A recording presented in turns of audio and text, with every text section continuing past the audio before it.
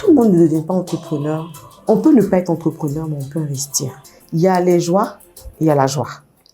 Mais il y a eu la joie permanente. Recevoir un prix national, recevoir un prix du chef de l'État, c'est une joie indescriptible. Et quand je reçois le prix, je vais vers le président de la République.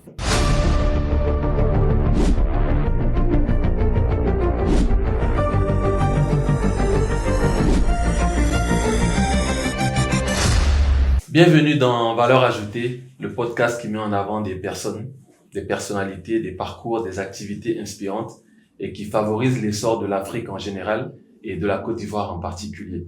Aujourd'hui, je reçois Véronique Vonan, une entrepreneure multicasquette et qui a su se démarquer dans la restauration. Je précise également que ce podcast est sponsorisé par GG Entreprises, une entreprise qui évolue dans l'immobilier, le transport, la formation et l'audiovisuel. Je suis Nyepa Jolanani, le fondateur gérant.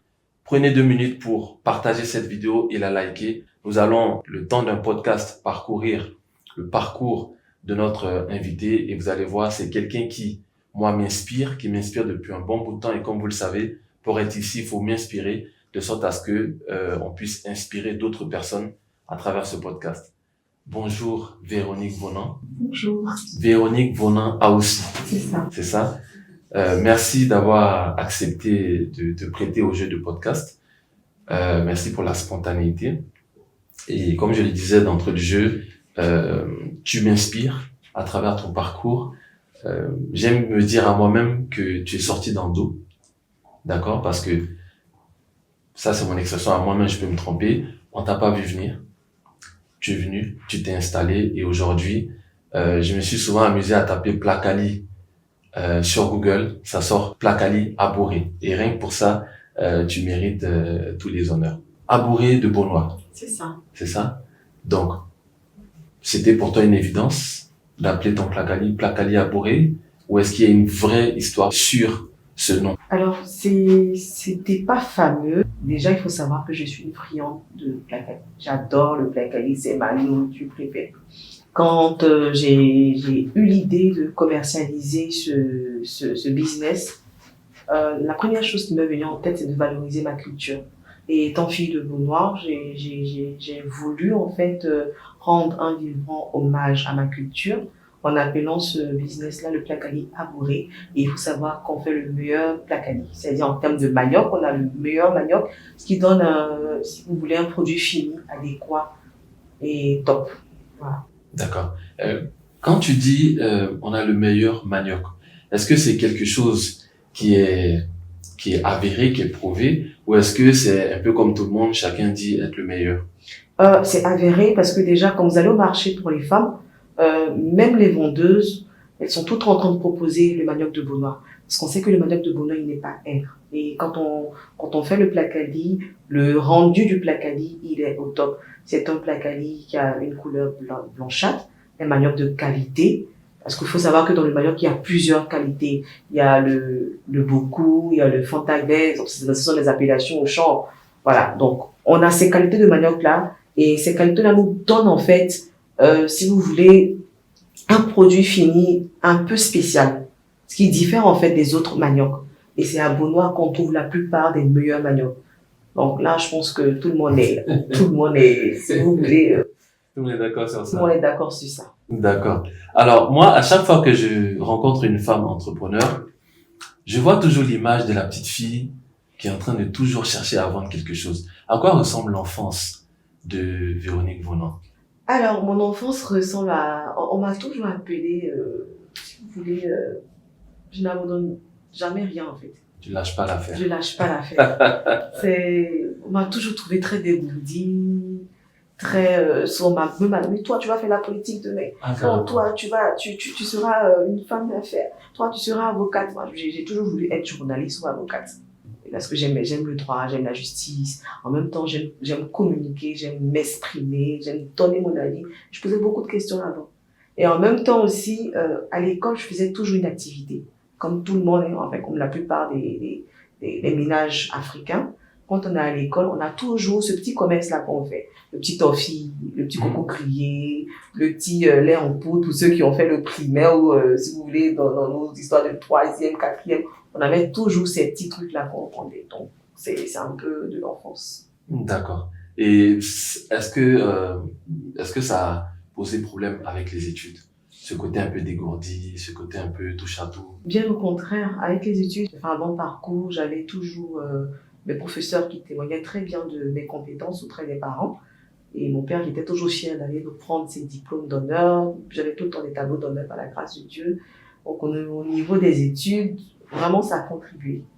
Voilà, c'était bien parce que je savais où je partais, je savais ce que je voulais faire et puis je n'avais pas peur, en fait, d'affronter tout ce qui était examen, tout ce qui était, voilà, je n'avais pas peur.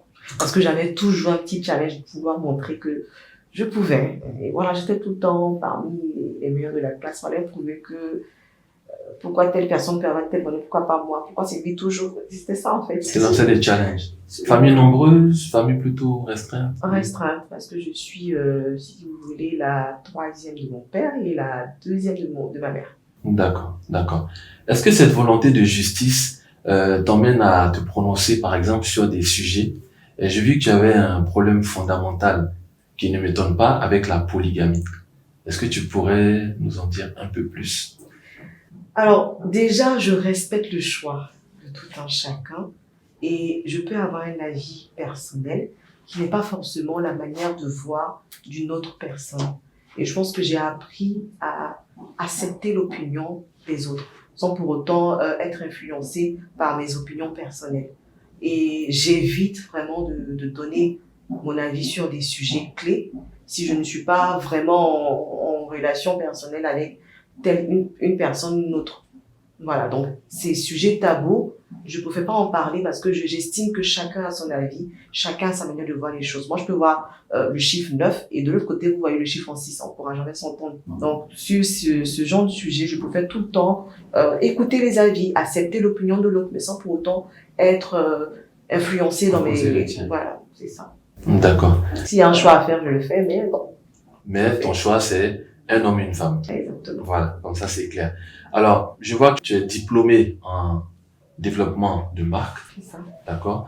Donc, potentiellement une grande carrière à l'horizon. Comment tu passes de ça à vendre du placali? Alors déjà, quand j'ai fini mon diplôme en développement des marques, j'ai été à la régie commerciale d'Africa 24 TV et Magazine, qui était installée en Côte d'Ivoire en 2013 pour l'ouverture en fait du siège Africa 24 Côte d'Ivoire. Et j'y ai été pendant presque un an. Après un an, le siège devait repartir à sa base. Et j'ai été prise dans une entreprise d'État, la Société nationale de développement informatique, où j'étais j'étais à la DRH en tant que stagiaire. Et vu le thème du stage, il fallait que je trouve quelque chose de stable. Je me suis retrouvée à Bouygues Télécom, dans le centre d'appel d'Acticom, à Abidjan, où j'ai effectué quand même un an en tant que conseiller client. Et après, j'ai redéposé encore mes dossiers à la SMI parce que là-bas, on avait un salaire quand même conséquent et puis c'est semi-privé, semi-public. C'est comme ça que je me trouve être embauchée à la SMDI. Et depuis 10 ans, j'ai été comme chargée de formation. On avait en fait pour rôle de former tous les agents de l'administration publique à l'outil informatique, Word, Excel, PowerPoint, Access et tout. Donc après, voilà, passer 10 ans dans une entreprise, forcément la monotonie s'impose. Et tu vois ta vie être pareille. Le matin, tu vas au travail. Le soir, tu rentres, t'occupes de la famille. Le week-end, tu es à la maison. J'aime pas la monotonie. J'aime rester active. Et je savais que m'asseoir dans un bureau, c'était pas fait pour moi. Et c'est comme ça qu'il fallait avoir la vocation. Qu'est-ce que Dieu m'emmène à faire? De telle sorte que mon âme soit satisfaite dans une activité. C'est important pour toi? Alors pour moi, c'est important de connaître la voie. Ce à quoi Dieu vous appelle. C'est très important parce que il est bon de faire son destin. Parce que moi, je crois au destin. Il est bon de savoir ce à quoi Dieu nous appelle. Et ça, c'est là le plus difficile, en fait, à trouver. C'est ce que j'allais dire. C'est le plus difficile à trouver. Tout simplement, il faut savoir que Dieu nous parle. Dieu nous parle à travers des actions.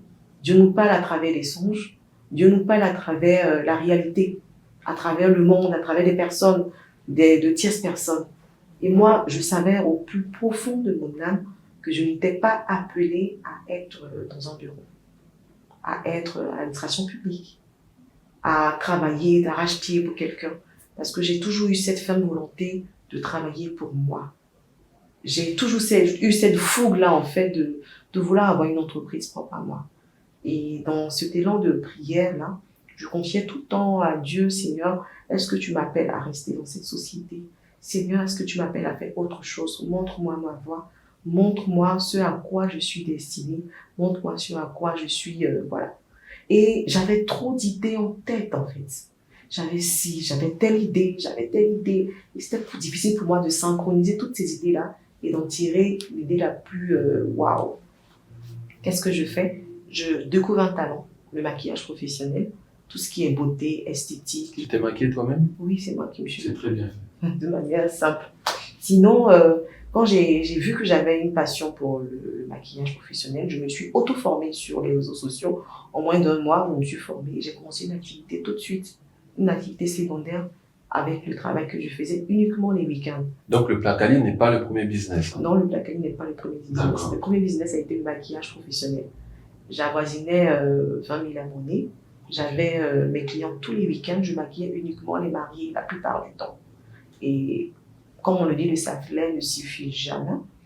J'arrivais quand même à arrondir mes fins du mois avec une mariée me coûte 90 000 francs, 100 000 francs. 90 000 une mariée. Oui, j'avais 3 mariés le week-end, je me suis prise une assistante et franchement, je gagnais très bien ma vie. C'était bien pour moi et j'étais à fond dans le métier de maquillage parce que je voyais un secteur prometteur, je voyais un secteur qui venait en fait de révolutionner la beauté ivoirienne et tout. Donc, je me suis dit, voilà un business où je me sens. Donc, j'arrivais à faire le travail et le maquillage. Souvent, même, je voulais des heures même pour les maquiller. Pas les maquiller, on ne dira pas ça au patron. Juste, je te coupe juste rapidement parce qu'il y a des jeunes filles qui vont nous écouter. Comment tu te formes au maquillage en ligne?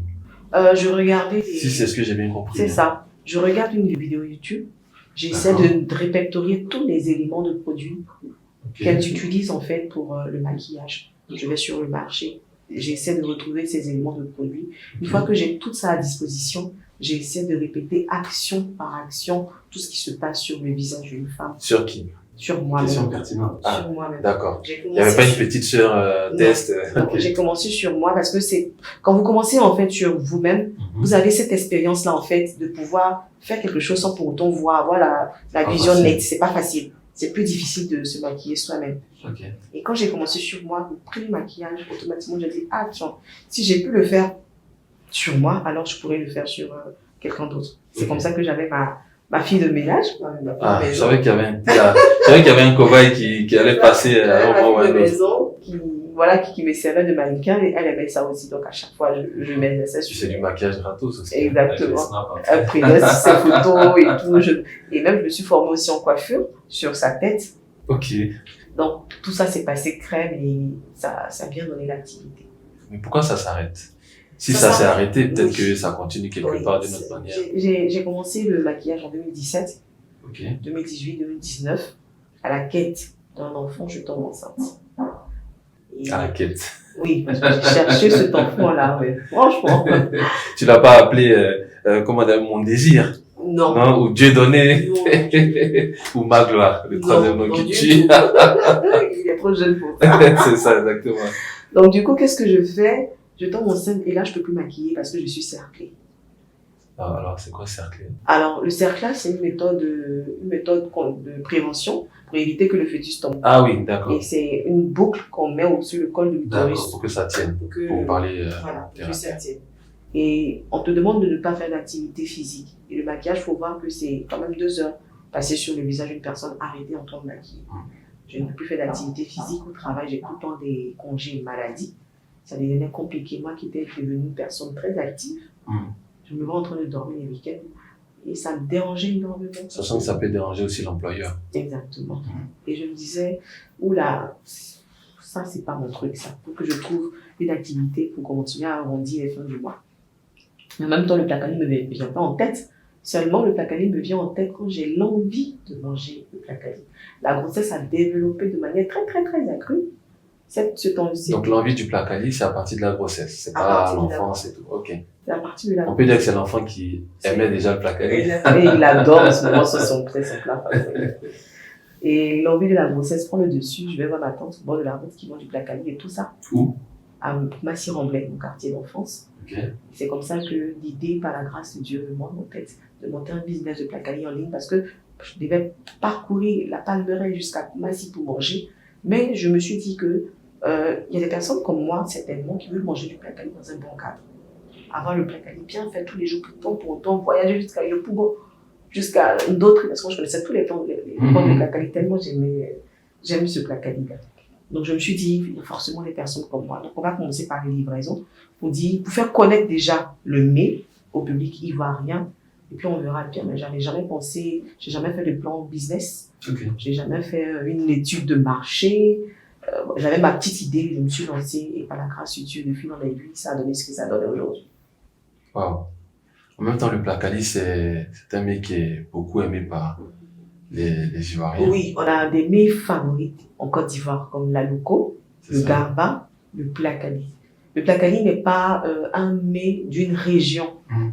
Toutes les régions font du Placali, mais à leur manière. On verra qu'à l'ouest, c'est avec la sauce crème uniquement. On verra qu'au centre, chez les Baoulés, c'est la sauce crème, plus un peu de djumblé, plus le djumblé, c'est la poudre de gombo séchée. Un peu de plana, les feuilles de corail qu'on appelle le plana ici, c'est la sauce verte qui tire. Voilà. Mais nous, les Abourés, on avait une manière de faire notre Placali. Et c'est cette manière-là que je voulais montrer. Et comme tout le monde aime le Placali, je me suis dit, c'est quelque chose qui pourrait marcher parce que c'est quand même la nourriture d'enfance de toutes les personnes qui sont restées en Côte d'Ivoire. C'est une nourriture que au moins une personne a déjà goûté. Donc je me suis dit, ce serait bien de replonger encore dans l'enfance et tout ça. Alors, moi, je me pose une question fondamentale que tout entrepreneur se pose au début du projet, c'est est-ce que ça va marcher? Et je voudrais avoir ton état d'esprit quand tu t'apprêtes à te lancer dans un mets qui est vieux comme la Côte d'Ivoire, on pourrait dire. Est-ce qu'à un moment, tu te dis, ou bien est-ce que quelqu'un même, par bienveillance ou bien par malveillance, t'a dit, tout le monde aime Placali, ça va pas marcher? Est-ce que tu t'es dit que c'est tellement commun, entre guillemets, que ça pourrait ne pas marcher? Alors, déjà, l'avantage avec moi, ou peut-être l'inconvénient, c'est qu'en business, j'ai pas d'état d'esprit. Quand je me lance en business, je me lance sans pour autant regarder en arrière ou à côté. Quand je me fais, on me traite comme souvent de têtu, de très têtu. Oui, de très borné. Quand j'ai une idée en tête, je suis fixée sur l'idée. Vraiment, à part le Seigneur qui peut me décourager, quand j'ai une idée en tête, je me dis automatiquement que ça vient du Saint-Esprit. S'il m'a permis de voir cette idée-là dans le répertoire de mon cerveau, c'est qu'il y a un avenir. Et le Placali, je me suis dit, si je fais du Placali, est-ce que les gens ne vont pas me voir en me disant, non, tu as fait des études jusqu'à c'est Placali, tu vas aller vendre. Mais bizarrement, je me suis jamais posé la question parce que je dis, je transporte une puissance spirituelle qui n'est pas commune avec tout le monde. Parce que je connais ma valeur vis-à-vis de Dieu. Je sais que Dieu m'aime. Je sais que Dieu m'a donné une certaine assurance. Et je sais que quand je me projette dans un projet, ça marche toujours. J'ai grandi avec ça. Donc quand je me suis lancée dans le Placali, je n'ai même pas demandé l'avis de quelqu'un pour faire. J'ai pris seulement que l'avis de ma meilleure amie. Et ma meilleure amie, c'est quelqu'un qui m'encourage toujours. Elle m'a jamais découragée sur quelque chose. Mais c'était peut-être pas l'avis le plus pertinent si finalement elle t'encourage toujours. Oui, parce qu'elle connaît ma force de capacité. Ce que je veux dire? En fait, elle connaît ma force de frappe. Ah, ok. Elle connaît ma force de frappe. Elle sait qu'un projet peut aller avec moi ou pas parce que c'est une personne qui me connaît mieux. En fait, franchement, peut-être que ma meilleure amie me connaît plus que mes parents parce que c'est quelqu'un avec qui je suis très fusionnelle. On a le même état d'esprit. On fonctionne ensemble. On a nos projets ensemble. Elle est entrepreneur aussi. Okay. Elle est dans la restauration aussi. On a décidé de faire la restauration ensemble. Elle s'appelle comment? Elle s'appelle Mia Cucina. Elle fait un restaurant italien en Côte d'Ivoire. D'accord. Elle s'est fait former en Italie. Elle a ouvert un restaurant italien en Côte d'Ivoire. Elle fait les meilleures parties. Vous pourrez éventuellement la recevoir ici. Oui, bien sûr. Et je comptais vous le signifier. D'accord. Oui, c'est une jeune Ivoirienne voilà. Donc, dès le départ, Placali, c'est vrai, c'est banal, entre guillemets. C'est les quartiers populaires, on le trouve dans les quartiers populaires, mais moi, je me suis dit, avec l'image de confiance que j'ai déjà avec le maquillage que je faisais, j'étais un peu connue des réseaux sociaux, je vais faire un placali, mais extraordinaire.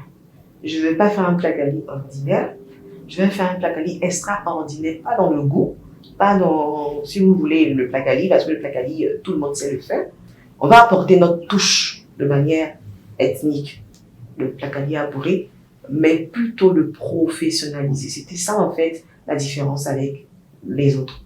J'ai pas pensé à un placali que j'allais faire comme les autres. Je me suis dit, pourquoi est-ce qu'on devrait acheter du placali chez moi? Et pourquoi pas chez telle personne? Et moi, je me pose la question à moi-même, et mes idées à moi, c'est-à-dire ce que je veux comme confort, je les reprenais sur mon business. Donc, je satisfais en fait mes propres besoins dans mon business. Et c'est ce qui a permis tout ce professionnalisme autour. Parce que j'aime bien faire les choses. Alors, si je comprends bien, en t'écoutant, tu as pris quelque chose qui existait déjà. On peut même dire qu'il était banal. Le placali, c'est comme le garba. C'est banal. Banal dans le sens où on trouve ça un peu partout. Et tu t'es dit, je vais faire la même chose, mais je vais innover. Et l'innovation que tu as apportée, c'est le cadre. Et ce qui est intéressant, c'est que tu n'as pas essayé de damer le pion, entre guillemets, aux autres par le goût. Est-ce que c'est parce que tu te dis qu'il y a des mamans dans des petits coins d'Abidjan, dans des petits secteurs, qui font un excellent placali? Mais je vous assure que nous, maman, dans les gloglos, là, mais mais ma tante, elle était dans un gloglo. Ouais. Je dis, je suis pas épargnée, c'est dans un gloglo on est quitté de quelque part, en fait, dans le jargon ivoirien, on dit gloglo. Dans un petit coin, rien du tout, mais ce qui sort là-bas, mais c'est excellent.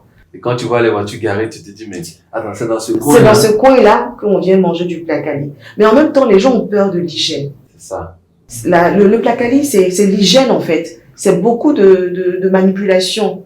Beaucoup de manipulation. Et moi, c'était, en fait, ce que je voulais apporter. Il fallait que la matière première soit une matière première d'excellence, de qualité. Et c'est en ce moment-là que j'ai pensé au champ. On y reviendra. Voilà. Donc, pour moi, c'était si vous voulez, relever ce défi d'hygiène-là. Je dis pas que nos moments ne sont pas, mais on pense que souvent, c'est pas l'hygiène. Souvent, elles sont très propres. Mais le cas fait qu'on n'a pas confiance. C'est ça. Donc, moi, je voulais relever ce défi-là et montrer aux gens qu'on peut manger du placali dans un bon cadre. Et pourquoi pas même ne pas valoriser ce plat-là, qui vient typiquement de la Côte d'Ivoire, mais aussi qui est reconnu dans d'autres pays. Vous allez au Nigeria, vous allez au Bénin, vous allez au Ghana, ils ont une autre appellation du placali. D'autres, c'est le foufou, il y a une autre appellation nigérienne. Il y en a qui appellent ça boîte de manioc, mais bon, voilà, sous la même forme. Sous la même forme, mais c'est quelque chose qui est reconnu un peu partout. Et moi, je voulais que la Côte d'Ivoire sorte du lot, mais il fallait que ça commence par un enfant du pays. C'est-à-dire nous, comment valoriser nous-mêmes notre propre placali déjà en Côte d'Ivoire avant d'aller à l'international. Et surtout avant que ça soit labellisé par les Indiens ou les Chinois qui ont labellisé le manioc alors que l'attiéké est d'ici. Moi, je me rappelle une fois, je suis allé au Bonoumen. Alors, j'étais en 3 pièces, cravate ascot.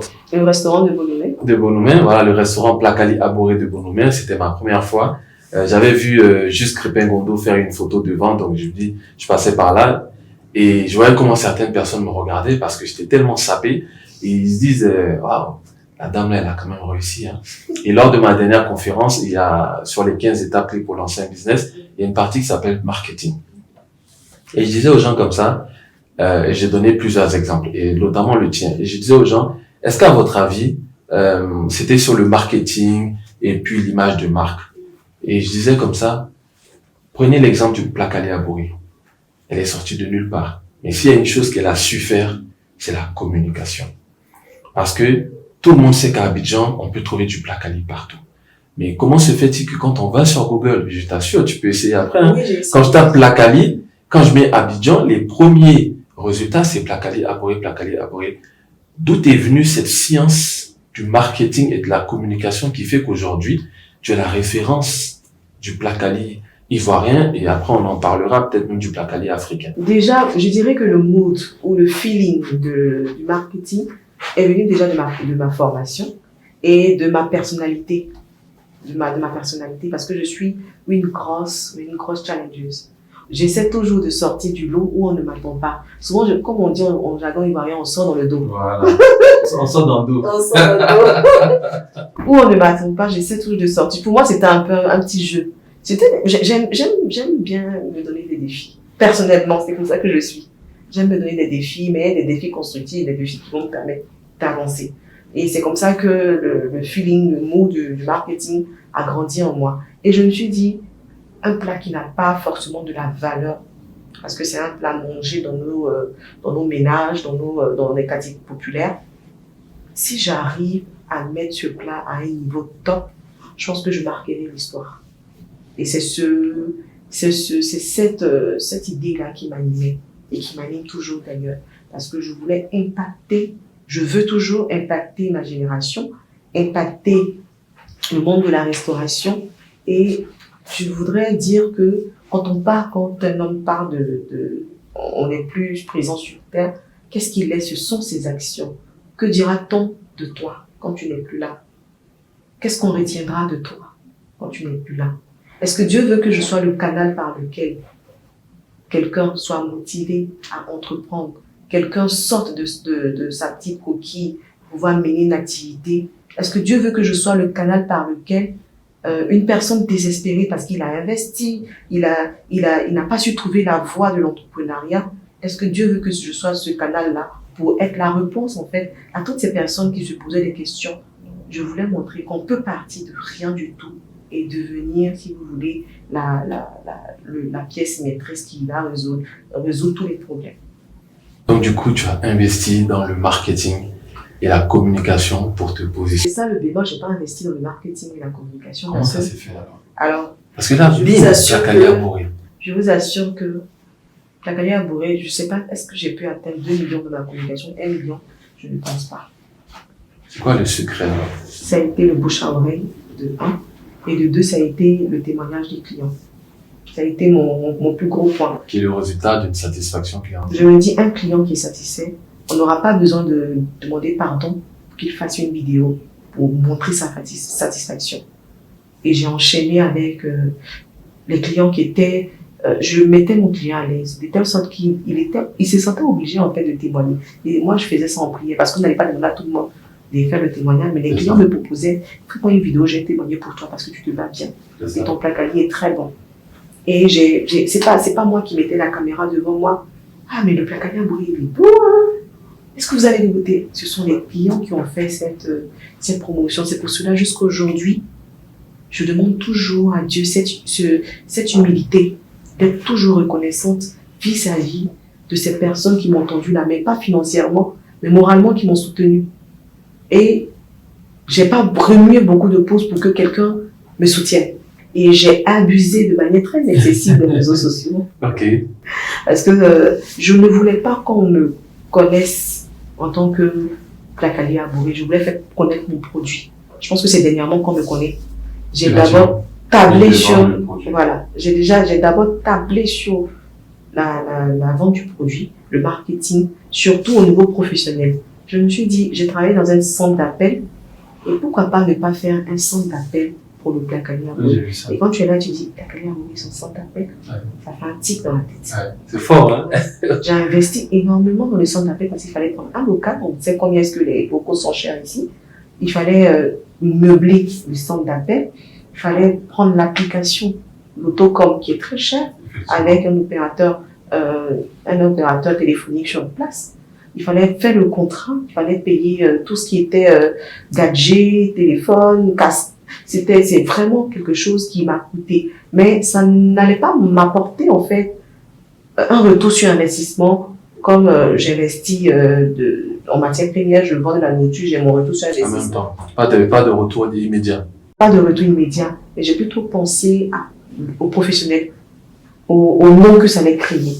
J'ai investi près de 10 millions dans le centre d'appel. Ça pourrait me faire 2 autres restaurants et tout. Effectivement. Mais j'ai préféré investir dans le centre d'appel. Et comme on avait beaucoup plus d'appels, et j'ai mis 4 conseillers clients, ça a été un boost aussi à la communication. J'ai fait le site internet, on a fait l'application mobile. Moi, j'ai eu à réfléchir sur une petite théorie, et tu me diras si c'est vrai ou pas. Est-ce que le succès du Plakalia Abouré au-delà de toutes les innovations que tu as apportées, est peut-être due au fait aussi que tu as identifié le produit à une région ou à une identité. C'est-à-dire soit Beaunois, soit Abouré. Est-ce que tu penses qu'on pourrait développer une théorie telle que celle-là? Alors, oui et non. Oui, dans le sens où je savais de manière, en matière de marketing, je savais que Plakali Abouré allait susciter des questions dans l'esprit du consommateur. Stratégiquement parlant, j'étais consciente parce que moi, je me dis, certainement le client va se... Parce que moi, je me suis mis à la place du client, j'ai été empathique, je me suis dit, le client m'a dit, mais pourquoi Plakali Abouré? Il y a quoi d'exceptionnel dans le Plakali que nous, les Babous, on n'a pas, que nous, les Bétons, on n'a pas? Donc, j'ai joué un peu d'esprit avec l'ethnie, avec la région, et je pense que ça a pris. Je savais que de manière marketing, ça allait tabler.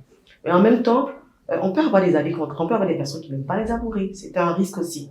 On peut avoir des personnes aussi qui n'aiment pas la région de Beaunois, c'est un risque. On a plus de 60 ethnies, quelqu'un a un problème, qui a eu un problème avec un Abouré. Ouais, son ancienne femme, son ancien mari était Abouré. Exactement. Et on a aussi une image des Abourés qui sont pas un peu forcément gentils. Bon, il y a tout ça en fait. Donc, c'était un atout. Est-ce que tu as déposé la marque, puisque c'est devenu une marque, en tout cas je l'espère, est-ce que tu l'as déposé de sorte à éviter une copie ou bien même de créer une dérivée? Je précise ma question. Moi, je suis Kroumen de Tabou. Qu'est-ce qui m'empêche de créer le Plakali de Tabou ou le Plakali Kroumen ou le Plakali Abouré ou le Plakali Atié, pour rebondir sur le fait que des gens pouvaient se dire au départ, oui, mais bon, le Plakali Abouré n'est pas meilleur que le Plakali Baoulé. Quelqu'un pourrait se lever et créer son propre Plakali. Alors moi déjà, le Plakali Abouré est une marque déposée à l'OAPI, et été certifiée à Yaoundé, je précise. Donc, super. On a protégé la marque, elle est protégée, voilà. Personne ne peut s'attribuer aujourd'hui le nom Plakali Abouré, c'est pas possible. Tant le logo, tant les couleurs, et voilà. Donc, toute marque qui vise à copier le Plakali Abouré, dans le logo, dans la couleur, dans le nom, et comme on dit ça en droit, on va le poursuivre. C'est ça. On va être raté. Au lieu de dire frapper du droit le plus sévère et tout ça, voilà. On va le poursuivre. Il sera poursuivi. Mais ça n'empêche pas que quelqu'un peut créer son Plakali Kroumen. Il peut le faire. Moi, ça me fait de la concurrence. Et puis, on a des concurrents. En plus, on essaie de se parfaire.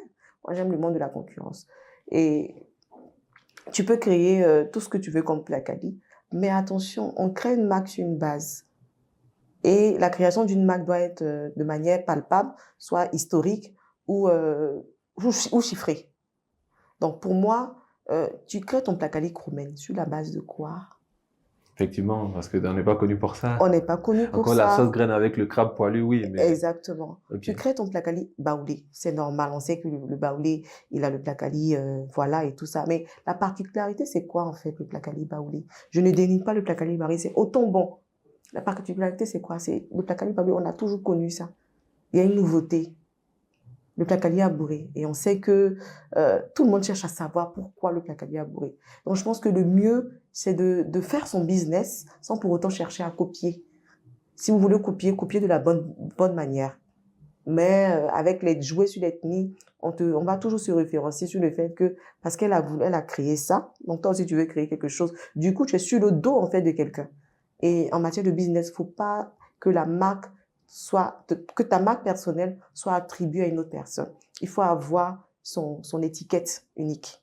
Et c'est ce que j'ai essayé de faire avec le Plakali Abouré. Dans le climat social dans lequel on est, à chaque fois qu'une jeune femme, qu'une belle femme a du succès, on a tendance à se demander où est le parrain. À telle enseigne qu'aujourd'hui, on ne peut plus réussir sans parrain. Moi, je voudrais te poser une question directe. Qui est ton parrain? Ou est-ce qu'il y a un parrain et qui est-il? À la question de savoir si j'ai un parrain, je dirais oui. Il s'appelle Jésus-Christ de Nazareth. Parce que tout le monde connaît mon histoire. Mes amis, mes proches, mes parents. On sait que je suis issue d'une famille modeste. Je suis pas issue d'une famille nantie. J'ai grandi au Remblai. pensais que j'ai été j'ai fait des études de manière très normale, comme tout le monde. Mon père était chauffeur de taxi. Il a été embauché après comme chef pacoto à Petrosi, sans être allé à l'école. C'était un exemple pour moi. Ma mère, elle vendait au marché. C'est quelque chose que j'ai jamais caché et j'en suis tellement fière. Et j'ai pas eu de connaissance de bras longs, je pense que c'est ce que je dis, c'est une vision. Une vision parce que Dieu avait programmé ce destin-là en moi. Tout entrepreneur, tout le monde ne devient pas entrepreneur parce qu'il faut devenir entrepreneur. C'est pour cela que je dis toujours à mes connaissances, on peut ne pas être entrepreneur, mais on peut investir. Parce que l'investissement, c'est pour tout le monde. Tu peux investir dans l'activité d'une tierce personne. Tu peux demander, parce que tout le monde n'a pas ce flair, n'a pas ce tic d'entrepreneuriat. Cette niaque. Cette niaque-là, tout le monde ne l'a pas. Ça doit être inné. Parce que la Bible dit, et ça c'est mon verset le plus que j'aime bien, Ésaïe dit que depuis le sein de ta mère, le Seigneur te connaissait. Le Seigneur t'avait déjà établi. Donc cela veut dire qu'avant que tu ne naisses, il savait ce par quoi tu allais passer. Il t'avait déjà prédestiné à quelque chose. Et si tu n'as pas trouvé, parce que il te met sur la terre, à toi de trouver. Pose-lui la question, il va te mettre sur les voies. Tu n'as pas trouvé ta voie, tu ne seras jamais heureux dans ce que tu fais. Ni au travail, ni dans l'entrepreneuriat. Si tu entreprends, ça ne marche pas. Mais pose-toi la question de savoir, est-ce que ce commerce-là que Dieu m'a appelé, est-ce que je peux entreprendre comme tout le monde?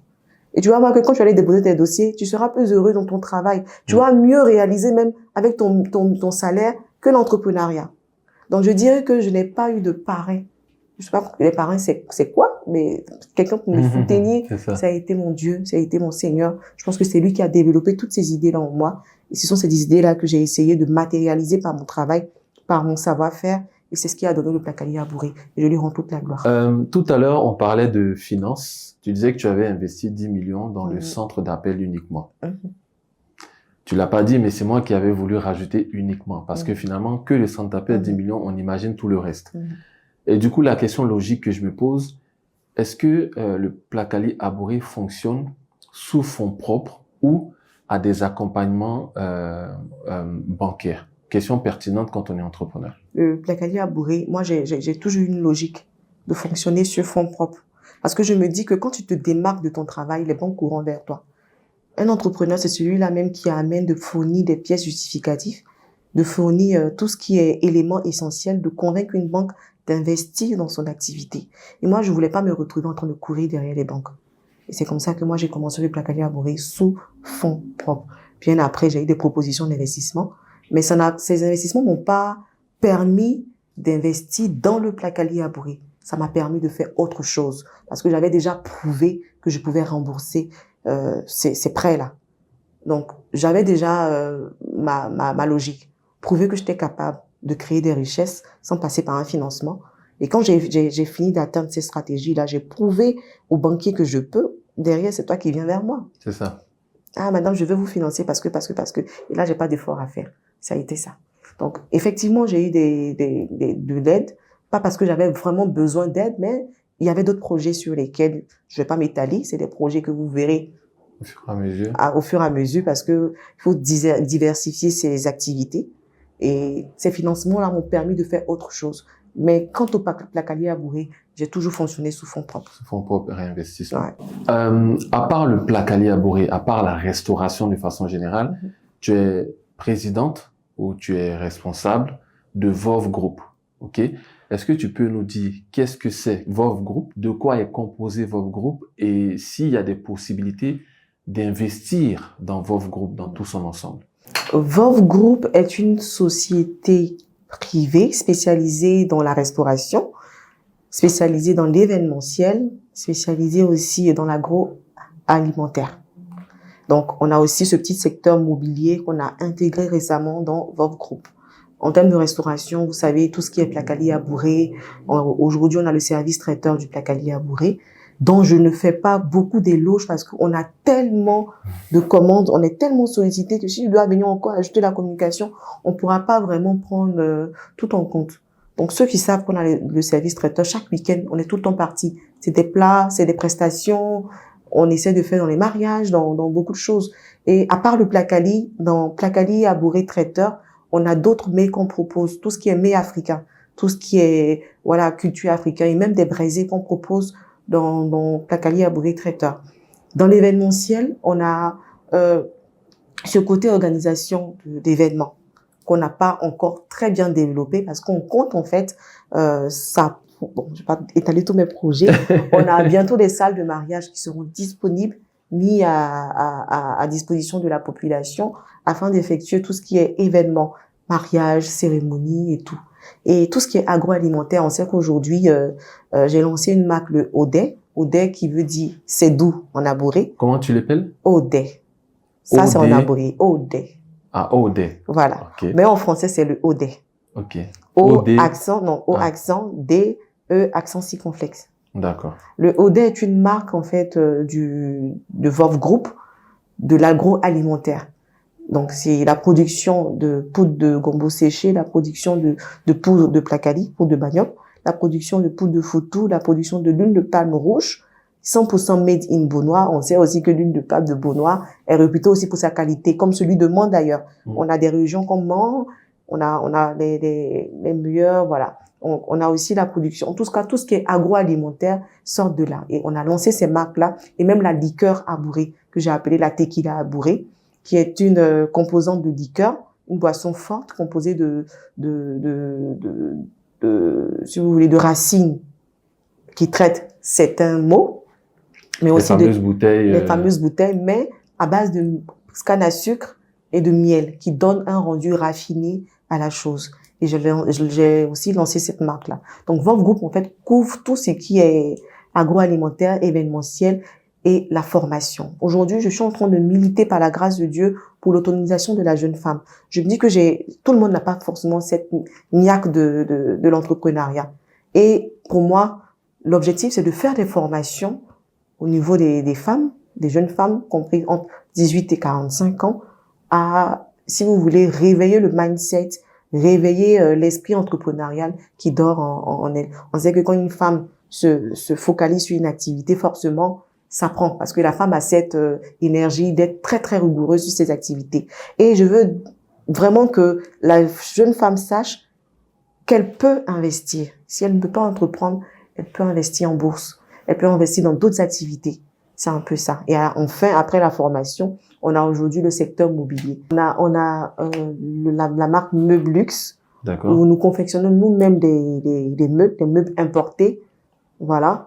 Et voilà, on compte bien sûr s'étaler un peu sur le district d'Abidjan, ouvrir des boutiques. Voilà, c'est ce côté mobilier-là. L'un des challenges que tu t'es donné, c'est d'exporter le placali. Quand on sait que avec les barrières internationales, avec les normes de produits qui ne doivent pas quitter l'Afrique pour aller dans d'autres pays, comment tu fais pour exporter le placali abouré? Où est-ce que tu l'exportes et comment est-ce que tu t'organises? Je me suis dit, ici, à Abidjan, ici en Côte d'Ivoire, on a cette notion, on connaît le placali déjà. C'est déjà un acquis. Tout le monde sait ce que c'est que le placali. D'autres en mangent, d'autres n'en mangent pas. Mais au moins, tout le monde a une idée du placali. J'ai pensé d'abord à la diaspora. Je me suis dit, étant un enfant du pays, on vit en Europe et tout, on a toujours ce petit pincement au cœur de ne pas pouvoir manger extrêmement bio, comme si on était au pays. Et je me suis dit, voilà, forcément, il y a des personnes qui pensent comme moi, qui veulent manger du placali, mais made in Côte d'Ivoire. Et qu'est-ce que je fais? J'essaie de m'informer. Qu'est-ce qui peut rentrer en France? Je commence par la France, parce que je sais qu'on a beaucoup d'Ivoiriens en France. Qu'est-ce qui peut rentrer en France? Qu'est-ce qui peut être contrôlé? J'essaie de m'informer au niveau de la douane. Je ne vais pas détailler tous mes petits secrets ici. Voilà. J'essaie de m'informer comme je peux. Je prends mes mesures, je prends ce qui est faisable et je décide de congeler mes plats déjà confectionnés, bien conditionnés et tout. Par avion, en moins de 6 heures de vol, vous avez votre plat de placali. C'est comme ça qu'on commence avec 20 plats. On évolue et aujourd'hui, on est à près de 100 plats par semaine sur Paris. Et quand on finit de faire, on est dans la livraison, on a fait 1 an de livraison en France. J'ai essayé avec le Canada. C'est passé très bien. On a pu livrer au Canada, en Danemark, en Allemagne, en Belgique, à Londres. Aussi, on a voulu livrer aux États-Unis, mais on a livré seulement que la sauce. On n'a pas pu livrer les ingrédients à l'intérieur parce que là-bas, ils sont très regardants. Ah. C'est vraiment interdit de faire passer quelque chose. Le Canada aussi, ils sont très regardants, mais on a pu faire livrer le poisson et l'escargot. On n'a pas pu faire livrer pas le plot. Donc, chaque pays a sa réalité. Avec les pays de la sous-région, ça a été très facile parce que Ziti, Kotak, ils ont leur placali. Quand ça, c'est prêt à 8 heures, on emballe tous ceux qui doivent partir, peut-être au Burkina ou au Mali. La dame vient récupérer le plat et automatiquement, le soir, les gens ont le plat. Ils le mangent. Souvent, c'est chaud parce qu'on le conserve très bien. Ils le mangent très bien. Mais dans les autres pays, on a fait face à la réalité. Et quand j'ai vu qu'on a commencé à se faire une bonne mâche clientèle en France, c'est là que le Saint-Esprit m'a encore inspiré. On a initié le Placali Abouré Paris Tour, qui a été, par la grâce de Dieu, un véritable succès. C'était quoi le concept du Placali Abouré Paris Tour? Et l'autre question, c'est est-ce que lorsque les gens qui sont de l'autre côté reçoivent le Placali Abouré, ils ont juste à chauffer et manger, ou est-ce qu'ils doivent encore faire une cuisson, peut-être c'est pré-cuit et puis ils finissent là-bas, ou bien ils chauffent, ils mangent? Ça, c'est un. De deux, est-ce que le goût reste authentique? J'ai offert des plats aux personnes qui sont à Paris pour tester la qualité du repas quand il arrive. Et quand tous m'ont confirmé que la qualité était irréprochable, je me suis lancée dans cette aventure. Tu reçois ton plat, tout est fait. Tu n'as qu'à juste mettre au micro-ondes et tu peux le manger immédiatement. Ça a été là le concept. Et c'est un concept qui a été très bien adopté par les gens, les Parisiens, la France, parce qu'on livrait pas uniquement à Paris, à Lille, en Normandie, on livrait un peu partout. Donc ça a été très très facile, les gens ont adopté la qualité, ils se sont retrouvés en fait dans ce milieu traditionnel qu'ils ont laissé avant de se retrouver à la diaspora. Et quand on a initié le projet Paris, pour moi en fait, je me suis dit le mec de la diaspora, il est tout le temps en train de manger du congelé en fait. Tout le temps des glacières, tout le temps, il faut que je chauffe. Il faut qu'on aille faire la cuisine sur place. Et le gros challenge, c'était de faire partie mes cuisinières. Imaginez quelqu'un qui n'est pas parti à l'école, qui n'a pas de diplôme, ça sera un peu plus difficile. Et c'est en ce moment-là que je demande à tout entrepreneur de se régulariser devant l'État. Et moi, ça a été vraiment ma chance. Parce que j'ai fait les choses dans les normes. J'ai régularisé mon entreprise. Mon entreprise a été déclarée. Mes salariés sont déclarés à la CNPS. Mes impôts sont à jour. Ma marque, elle est protégée. Je n'ai pas d'arriérés. Je n'ai pas de problème. Ce qui a favorisé le visa de mes cuisinières. Et ça a été vraiment un atout. Et quand on est parti sur Paris, fallait que, voilà, on goûtait un peu le bang. Elles ont goûté un peu le bang. Et ça fait plaisir de travailler avec des personnes motivées. J'ai pris des personnes sur place. J'ai pris des personnes aussi à Paris, des personnes que j'ai énumérées. Et on a fait un festival qui a réuni près de 2000 personnes en 3 jours. Ça a été, les images sont sur les réseaux sociaux. J'ai été étonnée de l'engouement. C'est que j'ai tellement négligé mon affaire que quand je suis sortie de la salle, la salle était remplie. On a loué une salle. Je vous assure que toute l'organisation a été faite par le Placali Abouré. Il n'y a personne derrière. Le financement, vous savez combien peut coûter le voyage. Fait partie des produits, le kilo à 5500. Pas bagage accompagné, pas fret. C'était vraiment cher. Le voyage nous a coûté, vraiment, ça nous a coûté. Ça pourrait faire 2 restaurants à Abidjan ici. Mais j'avais un challenge comme je l'ai dit, j'aime les challenges. J'avais un challenge à relever, un défi à relever. On m'a dit, mais c'est une idée de fou. Comment tu vas faire ça? J'ai dit, regardez mon wait and see. Dieu va diriger. C'est comme ça qu'on est. Une anecdote. Quand on s'est retrouvé à Paris, le premier jour, c'était bien, il y avait du monde. Le deuxième jour, c'était un samedi. Et la salle était, on a dit que ça commençait à 15 heures. Mais 9 heures, la salle était remplie. Comment je fais? Et les gens ont commencé à venir, ça criait un rang fou. On a vu les images sur les réseaux sociaux. Moi, je savais pas ce qui se passait dehors. Pour le Placali. Pour le Placali. Je savais pas ce qui se passait. Moi, c'est le Saint-Esprit qui fait tout ça. Parce que je suis pas la seule vendeuse de Placali. Je savais pas ce qui se passait dehors. Moi, je suis en train d'empocher donner mon argent, je vais aller rentrer dans ça. Mais là, il y a plus de place. Les gens se plaignent. Placali est fini aussi, peut-être. Placali Même aussi, ça commence à finir. Ça veut dire que ceux qui sont dans la salle, là, quand il y a eu fusion de manger, il n'y a plus Placali. En temps, Laurent faisait pas Sachant qu'il veut peut-être même faire un deuxième tour. Il pouvait pas faire le deuxième tour, c'était trop, parce qu'on a fait le marché depuis Abidjan. On pouvait pas trouver les mêmes ingrédients sur Paris, c'était compliqué. Et là, on est allé près de 400 plats par jour. Ça ne me suffisait pas, parce que le monde là, j'ai dit, on a reçu près de 2000 personnes. Qu'est-ce que je vais faire? Je sais pas ce qui se passe dehors, parce qu'il y a le long rang, je sais pas ce qui se passe dehors. On me dit, ah, madame, venons sortez. Il y a quelque chose qui se passe dehors. Donc, je sécurise mon argent. C'est ça. D'abord. Départ. Et puis maintenant, je bloque la table de presse parce qu'il faut payer avant de rentrer. Quand je sors, mais j'ai commencé à suffoquer d'angoisse. On dirait un concert. J'ai commencé à suffoquer d'angoisse parce que je savais pas qu'il y avait ce monde dehors.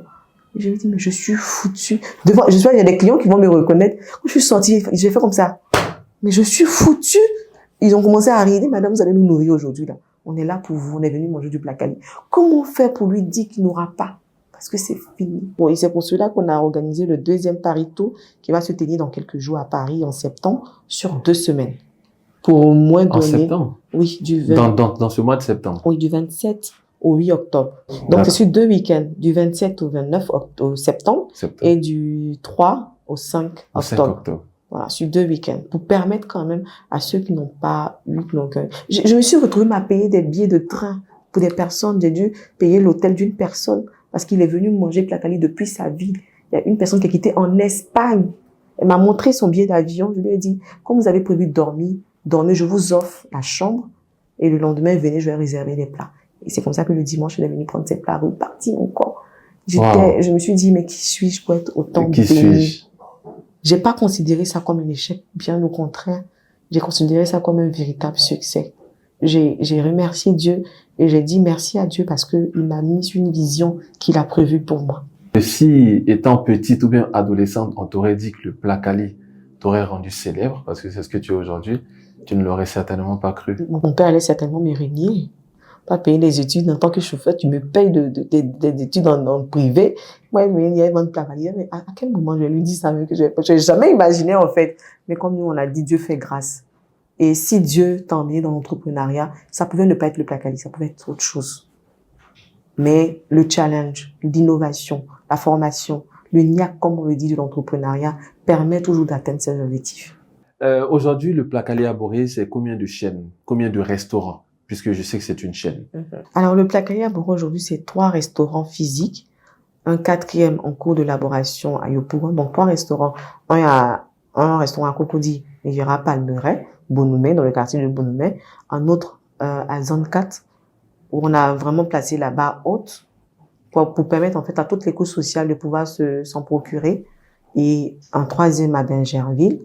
Et on a le 4e en cours d'élaboration à Yopougon qui doit certainement ouvrir ses portes avant la fin de l'année, par la grâce de Dieu. Dieu dispose. Et voilà, donc c'est 3 chaînes et un en cours de réalisation. 3 restaurations et un en cours de réalisation. Et c'est aussi, si vous voulez, un restaurant éphémère un peu partout. Parce que après l'édition de Paris, par la grâce de Dieu, on va pas dévoiler le pays, mais on compte faire en fait le tour des différents pays. On a une base clientèle bien établie. Donc, une sorte de restauration éphémère dans chaque pays. Est-ce qu'une vision dans la sous-région ou à l'international est envisagée ou envisageable? Nous avons en fait, on avait déjà un projet à ouvrir à Yamoussoukro, mais la canne n'a pas été favorable parce que voilà, vous connaissez la flambée des prix et tout ça. Et effectivement, on a une franchise qui sera bientôt ouverte dans une ville de l'intérieur que je vais taire. Après cette franchise-là, je pense que ça suffit pour le Placali à Boré Abidjan. Faut laisser le temps aux gens de savourer. Faut pas être partout en même temps. Faut pouvoir toujours rester dans la qualité parce que moi, je tape beaucoup sur la qualité de nos services, de nos plats. Après cette franchise, bien évidemment aussi qu'on prévoit aussi s'installer à l'international. Mais pour le moment, on va bénéficier de nos éditions d'abord. C'est ça. Est-ce que à court, moyen ou long terme, Placali à Boré peut devenir ou deviendra une franchise? C'est-à-dire que moi, n'y ai pas joué l'anani, j'achète le concept et je le mets où je veux. L'objectif aujourd'hui du Placali à Boré, comme toute entreprise, c'est de se retrouver en bourse. Et on a essayé de faire nous-mêmes, on a essayé de se franchiser nous-mêmes. Aujourd'hui, par la grâce de Dieu, vous allez au Placali à Boré de Bingerville, vous allez au Placalier à Bourré de Bonhomet, vous allez au Placalier à Bourré de Marcory, c'est le même goût. Parce qu'on a une charte de restauration. Et cette charte-là, elle est signée par moi, la directrice générale, mais aussi par ma cuisinière principale, qui s'assure que toutes les quantités, toute la qualité utilisée soit pareille dans tous les restaurants. Et ces franchises-là, par la grâce de Dieu, vont se faire parce qu'on aura à signer aussi la même charte qui sera utilisée dans toutes les franchises. Et l'avantage, c'est que les matières premières, c'est nous qui fournissons ces matières premières-là, toutes les franchises. Que vous soyez à Paris, vous soyez aux États-Unis, vous soyez à Londres, vous soyez en Belgique, c'est des pays où on compte faire des franchises. Si vous voulez franchiser le Placalier à Bourré, la formation, c'est nous qui la délivrons. Vous respectez la charte de restauration, vous respectez la norme hygiénique, vous respectez tout ce qui est vraiment norme de restauration au niveau du Placalier à Bourré. Et ce qui sera avantageux pour celui qui va franchiser la marque, c'est que c'est nous qui fournissons la matière première. Et quand je vous dis que le Placalier à Bourré, c'est le futur McDonald's, croyez que c'est vraiment le futur McDonald's.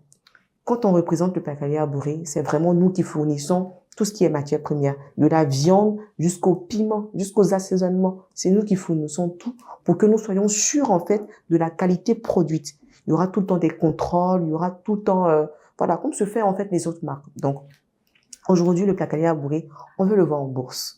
Et pour arriver à être aujourd'hui compté parmi les personnes qui sont qu'on peut investir en bourse, il faut forcément faire des franchises un peu partout. Donc voilà, telle personne vient investir, vient payer des parts dans ton marché. Il faut qu'il soit rassuré de la base solide que tu as émis dans ta marque. Et voilà, on sera en bourse et je vous assure qu'on sera en bourse. Amen. Cette recherche d'excellence pousse le Placalier à Bourré et toute son équipe à installer des champs propres. Alors, j'ai entendu parler de champs de manioc, j'ai entendu parler même du champ du légume phare qui permet que le Placalier à Bourré soit le Placalier à Bourré. Pourquoi c'était important pour toi d'être à la base même on va dire de ton business en étant productrice? Parce que en matière première, pour avoir de la qualité, il faut miser fort. Et chaque fois, on se voyait aller faire le marché, mais c'était énormément d'argent qu'on dépensait. Et je me suis dit encore, toujours Beaunois, excusez-moi voilà. Je me suis dit, je suis de la région de Beaunois, on a une bonne terre fertile, on a l'occasion, on a l'occasion en fait d'avoir des champs et tout ça. Et j'ai ma grand-mère qui m'avait déjà légué un champ. Je me suis dit, mais pourquoi ne pas exploiter ce qu'on m'a déjà donné? Donc, on avait 4 hectares de champs qui est géré par mon oncle et on a misé dans la production de notre propre manioc. Ce qui fait que je suis moi-même, si vous voulez, fournisseur et en même temps payeur de ma matière première. Donc, l'argent ne tourne pas autour de ce qui est dehors. L'argent tourne autour de mes activités. Donc, je paye mon propre manioc dans mon propre champ. C'est vrai qu'avec les manœuvres, tout ça, ils font. Voilà. Et le Placalier, il est produit sur place à Beaunois. Il est même préparé sur place à Beaunois et il est expédié directement à Abidjan tous les matins. Ça vient chaud. J'arrive à faire le transport, l'aller-retour parce que je veux rester vraiment dans la qualité et dans le bio. Et à côté de cela, on a pu avoir 600 mètres carrés pour produire notre propre gombo. Ce qui fait qu'aujourd'hui, on n'est pas en manque d'ingrédients. Sur le marché, il y a pénurie de gombo, il y a pénurie de manioc et tout. On n'a pas ce problème-là parce qu'on produit tellement que souvent on en vend aux dames qui font de la tiéké à Diaké. On en vend aux dames aussi qui sont voilà un peu aux abords des champs pour permettre de vraiment faire partie de la production. Donc c'était une idée de développement pour pouvoir assouplir en fait le coût de revient. C'était pour moi une manière stratégique de diminuer le coût de revient de la matière première. Tout cet excellent travail t'a emmené à être distingué à plusieurs reprises. Le prix national d'excellence du meilleur établissement de restauration ivoirienne. Donne-moi un peu l'état d'esprit qui t'habite lorsque tu reçois ce prix d'excellence. Monsieur le Premier ministre l'a dit, il y a les joies et il y a la joie. Il y a eu des joies, morceau par morceau. On a eu cette distinction. Les distinctions ont commencé en 2023 avec meilleur acteur du développement de l'entrepreneuriat en Côte d'Ivoire donné par le SAF. On a eu aussi l'Organisation internationale de l'artisanat qui nous a décelé un prix. On a eu Femme Élite Feu Boum Boabré qui nous a décerné un livre de meilleur restaurant. J'ai eu aussi le meilleur prix du meilleur entrepreneur féminin par le Wakanda Hours, le meilleur restaurant aussi par le Wakanda Hours. Il y a eu toutes ces distinctions-là. C'était des joies par morceaux, mais qui m'ont conforté dans la voie que j'ai choisie. C'est-à-dire la vente du Placali, mais surtout la révalorisation du Placali à Bourré et à travers le monde surtout. Mais il y a eu la joie permanente. Il y a eu ces joies par morceaux, mais il y a eu ce qu'on appelle la joie permanente. Et le prix d'excellence, je vous assure que ça a été des propositions des personnes que je connaissais pas. On m'envoyait le lien. Mais inscris-toi au prix d'excellence. Tu vas faire un excellent boulot. Je pense que si ton entreprise est réglée, est régulée, il y a aucun problème que tu n'obtiennes pas le prix. Avec ce que tu as fait à Paris, vraiment, fais le prix. Et je vais révéler quelque chose. Depuis le début de l'année, j'avais ça en tête. Quand je faisais mon projet, mon planning personnel, je dis au Seigneur que je veux tenir le pari du Paris Tour. Je veux tenir aussi le prix d'excellence nationale. Comment je vais faire pour avoir ce prix-là? Seigneur, c'est entre tes mains. Et je pense que le Saint-Esprit a opéré, m'a permis de régulariser toutes mes entreprises, m'a permis de montrer le savoir-faire du Placali à Bourré et comment est-ce que le Placali à Bourré a contribué à l'essor de mon pays à travers l'international. Et je pense que ça a parlé beaucoup. Recevoir un prix national, recevoir un prix du chef de l'État, c'est une joie indescriptible. Et c'est là que je dis que je rejoins Monsieur le Premier ministre dans la joie permanente. C'est une joie permanente. C'est une joie qui restera à vie parce que ça restera gravé dans les archives de la République. On saura, mon fils, mes enfants, mes parents, mes aïeux, sauront que il y a une Véronique Venant qui a existé et qui a contribué en fait à l'essor de son pays en emmenant le Placali à Bourré encore plus loin. Et ça m'a tellement donné un honneur d'aller présenter ce prix-là à mon chef, au roi de Beaunois qui m'a reçu, mais je vous dis en larmes, qui m'a reçu, et le premier magistrat aussi, le maire de Beaunois, qui m'a reçu parce que j'ai voulu quand même leur déceler ce prix-là pour dire qu'un enfant de votre région a pu envoyer un prix national d'excellence donné par le chef de l'État. Et je vous assure que c'est ça la joie permanente. Pour ceux qui verront ce podcast, parce qu'ils ne verront pas les étoiles qui ont apparu dans tes yeux, que je peux facilement voir d'ici. Et ça montre comment cette partie-là t'émeut. J'ai pas dormi pendant 3 jours parce que le prix national d'excellence, on postule. Vous avez tous les grands restaurants qui postulent. Il faut postuler. J'ai postulé, j'ai agrémenté mon dossier et moi j'ai dit au Seigneur que tu es ma main forte. Je n'ai pas de bras long, mais tu es mon bras long. C'est toi qui m'as donné l'idée de postuler. Et tu sais que je n'ai jamais échoué dans ce que j'entreprends. Et si j'échoue, ça sera de ta faute parce que c'est toi ton nom que je vais faire sortir. Donc tu as intérêt à me faire gagner ce prix d'excellence-là. Parce que je pense que j'ai toutes les assiettes. Et quand tu postules 1 mois ou 2 mois avant, je crois. Mon papa a appelé jusqu'à, il a dit, ah bon, attends, il est parti faire mes vacances parce que je pense que peut-être que je n'ai pas eu le prix d'excellence. À 6 jours de l'événement, je suis avec mon ami au téléphone, je l'appelle ma meilleure amie, elle dit, bon, j'ai postulé au prix d'excellence nationale. Je pense que quand même, on a monté un bon dossier, mais depuis là, on nous appelle pas. Alors que je sais que lundi, là, ils font prix d'excellence nationale. Elle me dit, non, tu appelles de quoi? Ils vont t'appeler. Et moi, je sais que je ressens qu'on t'appelle. Et cette même nuit-là, je fais un rêve où on me donne le prix d'excellence dans le rêve. Donc, je me suis dit que c'est le désir, quand on dit dans le rêve, c'est le désir refoulé. Donc, il a dit, Seigneur, il a fait le rêve, mais tu sais que c'est parce que je veux ça que j'ai rêvé à ça. Donc, le 5e jour. Donc, donne-moi ça. Le 5e jour, je dis, à jour J-5, on est à 5 jours de l'événement. À quel moment tu as été préparé? Moi, je dis que bon, ceux qui doivent gagner le prix ont déjà gagné. Moi, je suis pas dedans. Ils ont déjà été informés. Ils ont déjà été informés. Donc, faut que j'enlève ma tête dessus. Donc, j'ai enlevé tout ce stress-là. Et c'était le matin à 8h. J'ai décidé, quand j'ai fait ma prière, Seigneur, peut-être que tu en auras à quelqu'un d'autre. L'année prochaine est là. C'est pas grave. Je pourrai toujours représenter. Il était 8h. Tu lui en veux pas. Je lui en veux pas.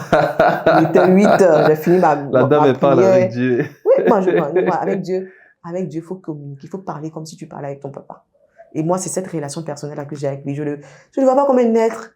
Non, c'est mon ami. On parle. Donc, je lui ai dit, bon, peut-être que tu as décidé aussi que, je sais pas moi, comme tes voix sont insondables, on passe à autre chose. À 10h, je reçois un appel du touriste. Ah, madame, venez, vous allez prendre votre carte d'invitation pour le prix d'excellence et tout ça. Pour moi, on dit carte d'invitation. T'as pas dit que c'est toi qui as gagné. C'est ça, tu es invité, donc, c'est tout. on dit tu es invité. Il dit, il n'est pas dit. On dit carte d'invitation. Donc, j'appelle mon ami, il dit, oh, je n'ai pas eu prix d'excellence, on dit carte d'invitation. Donc, elle dit que, mais prix d'excellence, c'est tout le monde qui va là-bas. Si tu es invité, peut-être tu es première ou tu es deuxième, faut partir. Donc, j'arrive dans le bureau de la dame. Elle m'a dit, c'est urgent de passer pour ma carte d'invitation. J'arrive. Elle me dit, félicitations. Vous avez été élue meilleure restauratrice. J'ai pas encore... Ah, elle vend la mèche. Elle me donne parce qu'elle me donne la carte. La carte, ils ont écrit meilleur restaurant, établissement, meilleur restaurant, le truc. D'accord. Moi, je pensais que c'est comme les Miss, tu sais pas que c'est toi et puis tout à coup on t'appelle. Non, non. Donc depuis le bureau, tu sais c'est c'est dans le toi. bureau, tu sais que c'est toi.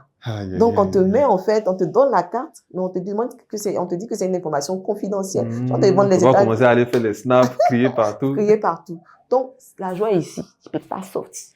C'est pas encore la joie. Comment on appelle ça? Il y a les animaux il y a un oiseau là. Le bois t'est gonflé comme ça. Tu ne peux, même à mes parents, c'est à la veille que j'ai informé mes parents, regardez la RTI. Ouais, bah, ils sont capables d'aller. Ils sont capables d'être dans la joie. Donc dans je peux joie. pas dire à quelqu'un. Donc quand j'ai commencé à pleurer devant elle, elle m'a demandé, mais madame, le Dieu que vous priez, priez ce Dieu-là. Parce que même moi, quand j'ai reçu votre dossier, j'ai été fascinée c'est que la manière dont vous avez confectionné le dossier, vous nous avez respecté. Et vraiment, le dossier, à ne même pas voir l'intérieur du dossier, j'étais séduite. J'ai dit de mon cœur, Saint-Esprit, c'est toi qui fais ça, parce que je n'ai rien fait d'exceptionnel. C'est toi qui as mis des brillantines sur le dossier pour que ça soit exceptionnel. Et ça, j'ai coulé des larmes devant la dame. Et le lundi, j'avais tellement hâte de prouver ma joie. C'est le dimanche que j'ai informé la plupart des personnes. Et sur la page, j'ai informé le jour J, regardez la RTI. Tu peux pas dire que c'est toi.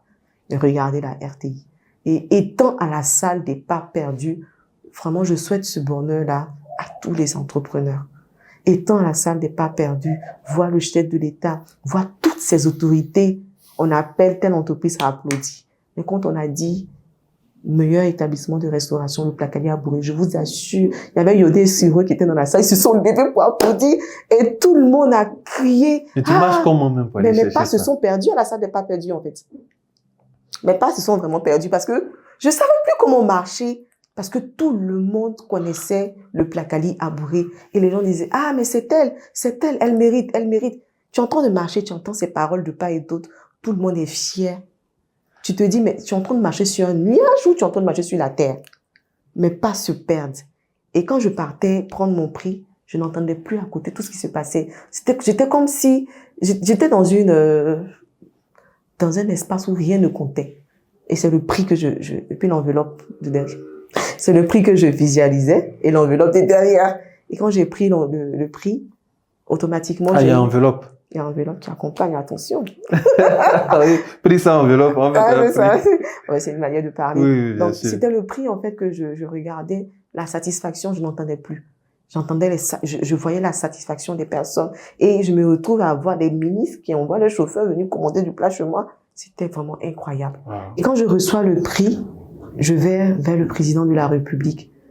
C'est-à-dire que tu as le big boss devant toi. Et le mot qui me fait sortir à l'oreille, nous sommes très fiers de toi. C'est le de toi qui m'a touché le cœur parce que il aurait pu dire nous sommes fiers de vous parce qu'il ne me connaît pas. Mais nous sommes très fiers. Il a dit ma fille, nous sommes très fiers de toi. Ça rapproche. Ça, oui, c'est le mot qu'il a fait sortir. Ma fille, nous sommes très fiers de toi. Automatiquement, je dis mais qui suis-je? Mais qui suis-je? J'ai été épris d'émotion. J'ai même pas pu faire trop de photos parce que j'arrivais pas à croire que je recevais les mérites de la nation. Et je suis allée m'asseoir. Ça a été vraiment l'un des moments les plus touchants de ma vie. Le prix d'excellence nationale. Waouh. Est-ce que la ville de Beaunois t'a éventuellement contacté pour être ambassadrice de la ville? Puisque, à travers le Placali, tu vends la culture, tu vends le patrimoine, tu vends le nom. Le maire m'a reçu à ses locaux, à la mairie de Beaunois, pour me féliciter, pour me donner les honneurs, aussi la cour royale. Et bien évidemment, on reste toujours ambassadeur, quel qu'on soit. C'est pas officiel écrit et de manière écrite, mais on le fait par passion, on le fait par, si vous voulez, parce qu'on appartient au peuple. Donc, j'ai même pas besoin qu'on me demande d'être ambassadeur. Je suis au plaisir d'être l'ambassadrice de ma ville natale, que j'aime tant. Tu vas donner deux conseils ou trois selon ton inspiration à une jeune fille qui regarde cette émission, qui veut se lancer dans l'entrepreneuriat, mais qui ne sait pas comment s'y prendre, par où commencer, quelles sont les bonnes astuces, quels sont les prérequis qu'elle devrait avoir. Donne-lui 3 conseils, simplement. Jeune femme, qu'est-ce qui t'empêche en fait de te lancer? C'est qui cette petite voix à côté de toi qui te dit non, tu vas perdre, non, tout le monde fait la même chose, non, le commerce il est un peu universel. Tu es unique en fait. Je pense que tous les êtres humains ont leur propre index unique. Tu as ton index unique, ça veut dire que tu es spécial, tu n'es pas pareil aux autres. Apporte ta touche personnelle à ton activité. Lance-toi, n'aie pas peur de dépenser parce qu'au final, qui ne risque rien n'a rien. N'hésite pas à te lancer dans une activité. Si tu as déjà un emploi stable, cherche à investir dans l'emploi ou dans l'activité d'une tierce personne. N'hésite surtout pas. Tu n'as rien à perdre. Écoute ton cœur. Écoute la voie par laquelle Dieu t'appelle à investir, à entreprendre et tu verras le résultat. Vous venez d'assister à une autre émission du podcast Valeurs ajoutées, le podcast qui met en valeur des personnes, des personnalités, des parcours, des activités inspirantes et qui favorise l'essor de l'Afrique en général et de la Côte d'Ivoire en particulier. Aujourd'hui, j'ai eu l'honneur, le privilège de recevoir Véronique Vonan Aoussi, la fondatrice, présidente du Plakali Abouré, le célèbre restaurant africain ivoirien. On a vu son parcours, son mindset, ses activités, l'état d'esprit dans lequel elle évolue et ce qui fait d'elle aujourd'hui une personne exceptionnelle jusqu'à être décorée par le prix d'excellence national remis par le président de la Côte d'Ivoire, Alassane Ouattara. Comme vous le savez, c'est un podcast qui met en valeur des personnes inspirantes et qui, j'espère, inspireront d'autres personnes. Je rappelle que ce podcast est sponsorisé par GGA Entreprises, une structure multiservice qui évolue dans l'immobilier, le transport, la formation et l'audiovisuel. Je suis Nyepa Jolanani, son fondateur gérant. Merci d'être encore de plus en plus nombreux à nous suivre, à vous abonner, à partager nos vidéos et à liker parce que c'est ensemble qu'on va essayer d'impacter l'Afrique positivement. Au prochain podcast.